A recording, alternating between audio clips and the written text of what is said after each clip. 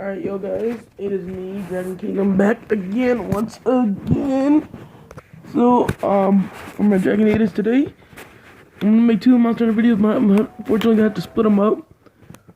Because I guess my phone can't take more than 15 minutes, and right now it's not telling me how much time I can take. So, I'm gonna try to save the time up.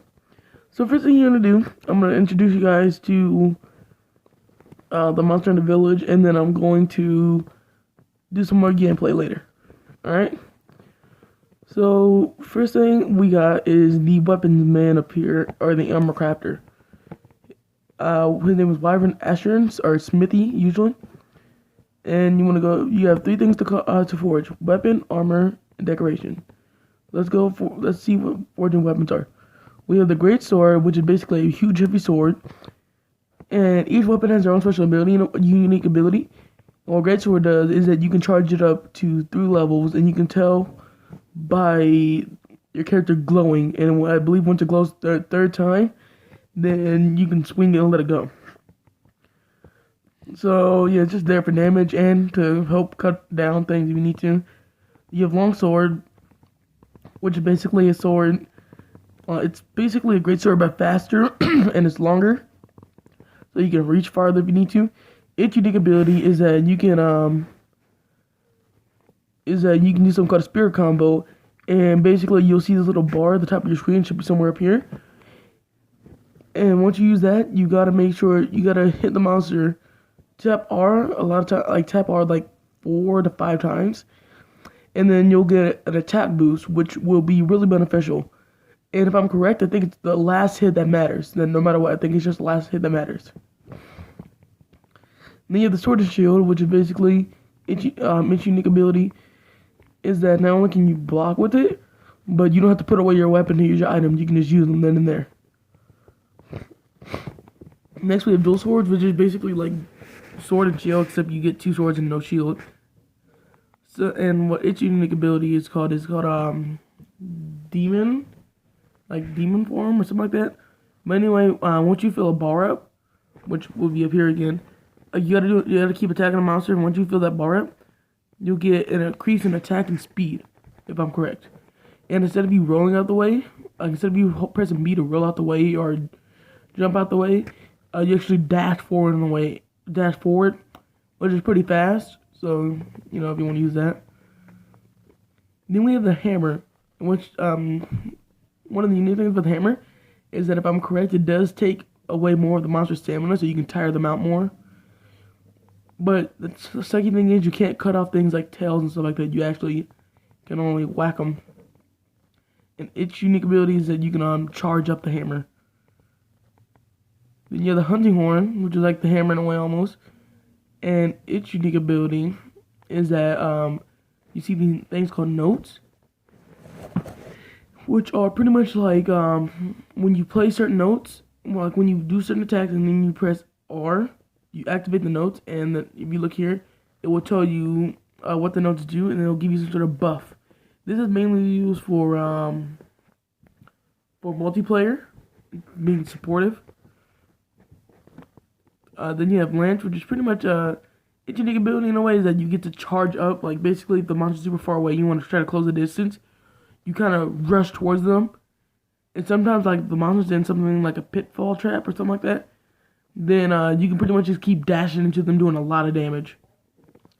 You have the gun lance, which is basically lance with no charge, but you do get bullets, and you get something called Wyvern Fire, which is like some sort of missile thing, but the bullets and stuff don't go that far. Switch axe, which is basically is another great sword, except it's an axe. And its ability is that you can turn into a giant sword and does a lot of damage and goes faster. Now, this is where we split apart between the weapons real quick. If you look through all these weapons, you can notice all these things, these bars up here called sharpness. The maximum sharpness is purple, then white, then blue, then green, then yellow, orange, and red. What sharpness is that it's your ability to actually cut through the monster and like do the damage instead of you hitting them and then bouncing it off over and over again. So anyway, So yeah, that's what sharpness pretty much does. But then you have these three, which are actually gunner weapon. And the difference between the Blade Master and Gunners is that they both have different armor sets sometimes. But anyway, besides that, we have the light bow gun, which is pretty much you get to have more bullets, but you don't do as much damage. You have the heavy bow gun, which you do have less bullets, but you do more damage. And then you have the bow, which is pretty much like multi-shot. You have wide, which you can shoot more in a wide area and cover more of an area. You have focus, which you can just shoot and it does more damage, if I'm correct. And then you have blast, which is pretty much like some sort of you have like a arrow on a parachute that kind of blows up as it goes down on the monster. And what you think about these weapons is that you can do different types of bullets and ammo. So, for instance, I can load up like sleep ammo, and I can put the monster to sleep and do whatever or poison them.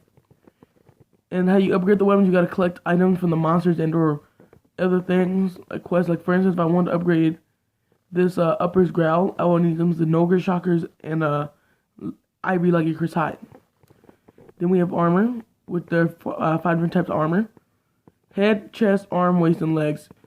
And what armor do is that they give you more defensive and resistances to monsters and weaknesses. So for instance, this Dornbros Helm X is super weak to fire and ice, but it's good against water. Not only that, but they give you something called skill points armors. And when you have enough points, you actually get some certain skills.